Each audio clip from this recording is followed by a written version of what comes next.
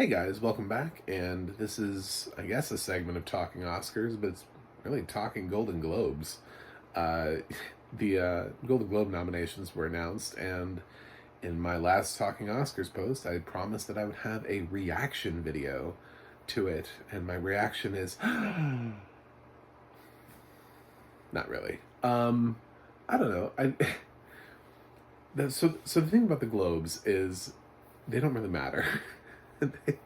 That's the thing that they've always struggled with, is that they're always a precursor award that serves to hype up certain films. They can help momentum. They can help performances in films gain momentum that they already have. They can create momentum. They could help boost somebody who maybe was considered to be a dark horse. You know, somebody who's just out of the top five suddenly could be in the top five. Um, they're just a hype machine. They're a reason to use. Film studios used to run campaigns. Nominated for 6 Golden Globes. It was a way to get people back into the theaters to watch the film.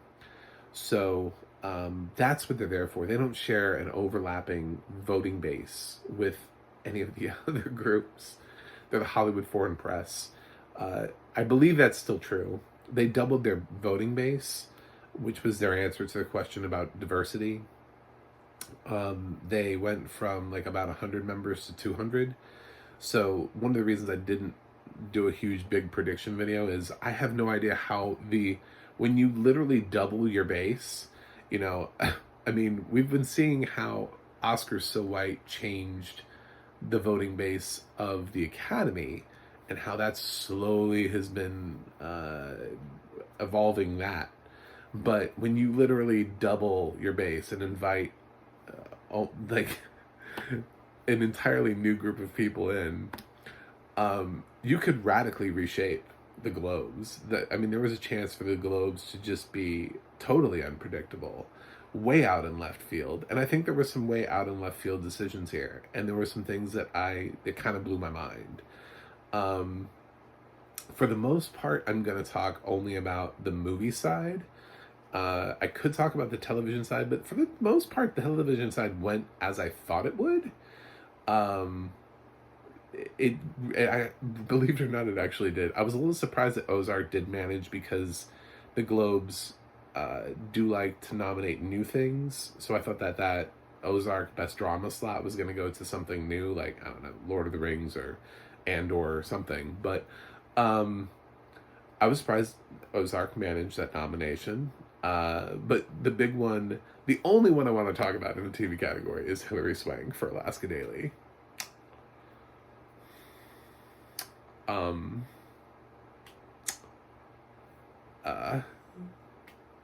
Yeah. So, what? I watch Alaska Daily. You have 5 slots. Do they not watch Handmaid's Tale? The shows and the performances that were left out for Hilary Swank to get a nomination for a show that is all but rumored to be dead at ABC, that has that's considered to be a long shot for renewal. Why? Why was Hilary Swank nominated for that show? She doesn't even do it. Just because she's Hilary Swank? She's been so much better in so many other things. I just don't understand. That nomination was just so out in left field for me. I stopped everything, and I just sat there and was like, Hilary, what just happened? What is this nomination?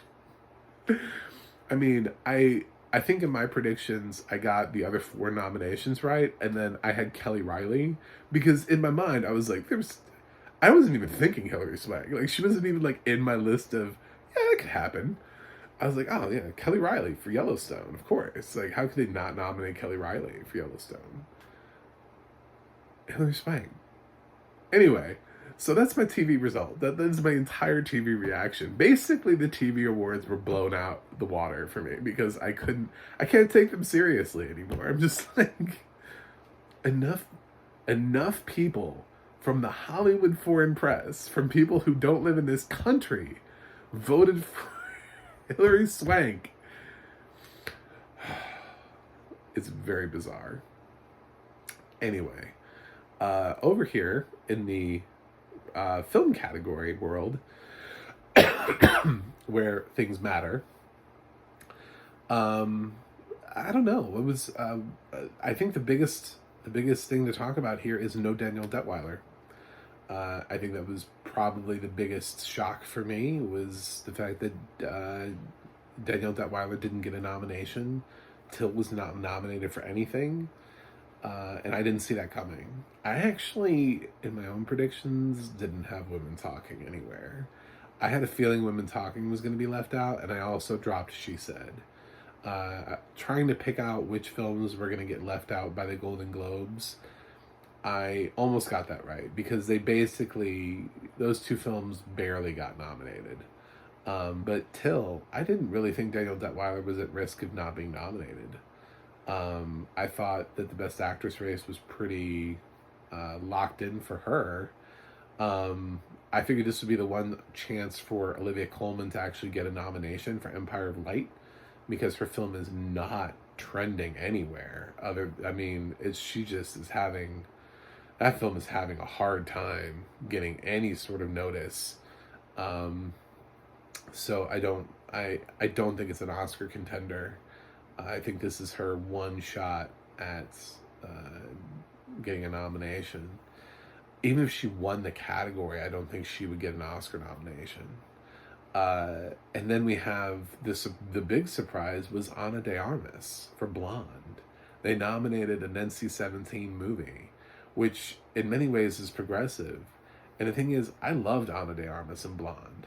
I thought she was fantastic in that film. I thought it's an actress I didn't like previously, and I thought she gave all of herself, everything she ever had for that role. So I'm actually really happy about that nomination. I didn't think it would happen.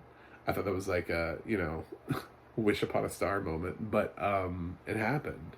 But it happened at the expense of Daniel Detweiler, which is so weird to me, that was the performance that got left off of the Best Actress list.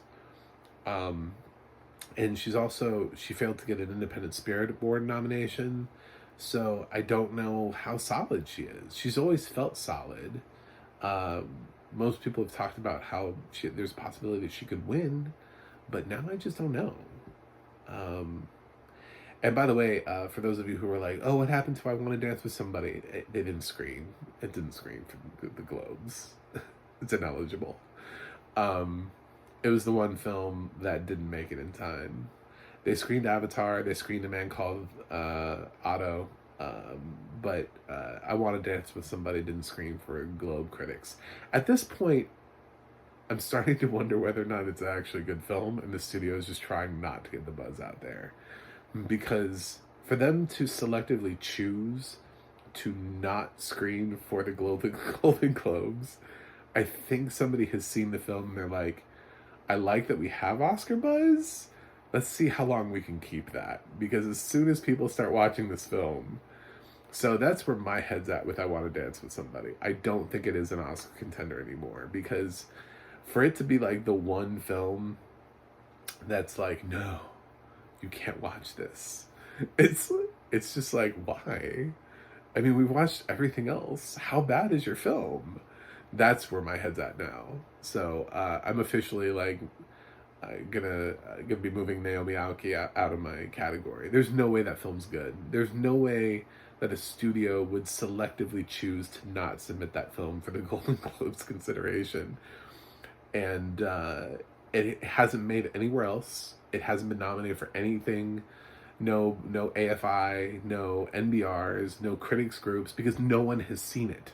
So all of these other groups are releasing all of their awards, and this film just keeps getting left by the wayside. And I think the studio is fine with it, because it means the minute people start seeing this film, we're going to see like it has like an 18% on Rotten Tomatoes. So that's where I think this film is headed. I think the film is going to be terrible, but so I'm not surprised. Congratulations to Jeremy Pope, who way back in the day, I mentioned, was in my top 5 for Best Actor at the time, because I thought there was definitely going to be some kind of diversity in there. And lo and behold, guess who got the Golden Globe nomination? Jeremy Pope. A lot of people didn't think he could do it. I actually didn't even have him in because I had Tom Cruise. I thought, with the way that the Golden Globes were structuring, even though Tom Cruise gave back his Golden Globes, I really thought that they need stars. They need the stars to come back. And Brendan Fraser has already said, I'm not attending. So this is an excellent opportunity for Tom Cruise to sweep in with Top Gun Maverick and make a big splash and have a big, welcome back to the Golden Globes and try to get him to come back moment. But they didn't nominate him. They were like, yeah, you want to turn back in your Golden Globes? Well, fuck you then.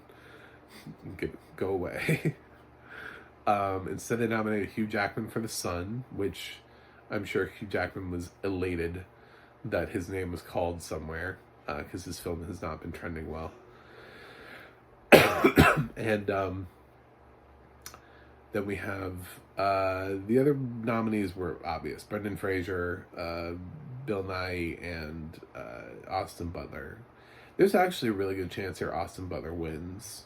With Brendan Fraser not attending the Golden Globes, there's a chance Austin Butler or even Bill Nighy could end up winning this category. So, fun fact. Nothing about the Best Picture, not Race, surprised me. Elvis felt like a film that would be nominated here, and I was able to see that Avatar had been nominated elsewhere.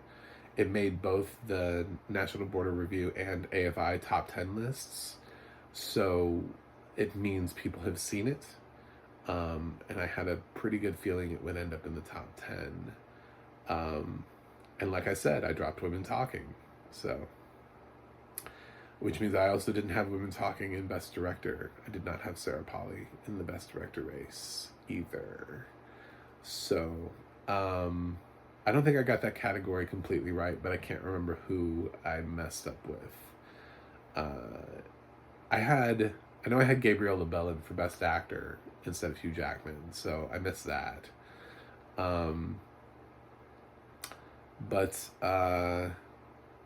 Yeah, so comedy race, what that told me, there were 2 films that popped up that let me know exactly where the Globes stand on a certain film. Now, there are 3 films this year that are divisive. Actually, 4 if you consider Blonde, but it's for like an entirely different reason. There are 3 films that have sort of divisive content within the film that is making people queasy. We'll go with that. Triangle of Sadness, The Menu, and Bones and All. Now, Triangle of Sadness managed to get both the Best Comedy nomination and then also the De Leon nomination. So it got an acting nomination for Dolly De Leon. And The Menu got Anya Taylor-Joy. So it proved that these voting bases have seen these films and they voted for them. The film that didn't get any nominations was Bones and All. So the Globes did not like Bones and All, just like they did not like Till, just like they did not vote for After Sun, just like they did not vote for some of these other films. So when you see the films that were totally left off the list, that's maybe a little bit more disconcerting when those films get totally left off. But yeah, I don't know how Eddie Redmayne managed to get a Best Supporting Actor nomination while nobody from The Fabelmans did. That one kind of surprised me a little bit. I actually predicted Angela Bassett would get it for Black Panther Wakanda Forever. It felt like the kind of thing the Globes would do. And that's what it is. It's just predicting the Globes is predicting what it feels like the Globes are going to do. They like stars. They pick sometimes these random things that no one else is ever going to pick. But it also is a great opportunity for certain people to run away with it. So the fact that the lack of women talking nominations in the supporting actress race really does benefit somebody like Jamie Lee Curtis, who has been campaigning herself just harder, I think, than anybody else. I mean, she's just walking around telling everybody how badly she wants this. So, I mean, it didn't work for Jennifer Lopez for Hustlers, so it won't always work. But it might work for Jamie Lee Curtis this year. She might actually end up getting herself an Oscar nomination for supporting actress. I know a lot of people think it should be Stephanie Hsu, but I'm sorry, Stephanie just doesn't have the years in Hollywood and the connections and the goodwill and everything that she's built up over the years. So, I don't know. That's pretty much it. Yeah, I was surprised Adam Sandler didn't get nominated for Hustle, but I thought that was probably going to be a lock. I thought Bros might do well here at the Globes. It didn't. I don't know I don't even know what the film is that's in the animated feature category. With my screen reader, I went through and it's like 3 letters. It's like AO or EO, or I don't even know what it is. That's in the animated feature against 4 films I did recognize and predicted. Because I thought that Strange World, which looked like it was going to be the 5th spot. I thought Strange World was going to lose to Puss in Boots for the Globes, but I thought Wendell and Wild was going to make it. Stop motion animation is usually beloved, and it's Henry Selick, so I was really surprised that Wendell and Wild didn't get an animated feature nomination. That got me, but that's pretty much it. RRR got some nominations, so for everybody who keeps saying RRR is going to happen, cool. There you go. You've been validated. The international feature, the non-English language race is really going to be. That's going to be one for the books this year because there's some strong contenders there, but. Anyway, those are my big reactions. I think the biggest thing, if I had to say, my biggest head scratcher was no Daniel Detweiler. So, yeah. That was the biggest shock, elimination, surprise for me. Anyway, there's my Globes reactions. So, please subscribe. I'm 11 away from 100, which is my year-end goal. And I talk about audio description and awards. I have a website, macthemovieguy.com. You can go to the audio description project, adp.acb.org. It'll let you know what has audio description where you can watch it. And the adna.org will let you know who's working on audio description for your favorite movies and TV shows. That's it for me today, and I will see you guys on the other side.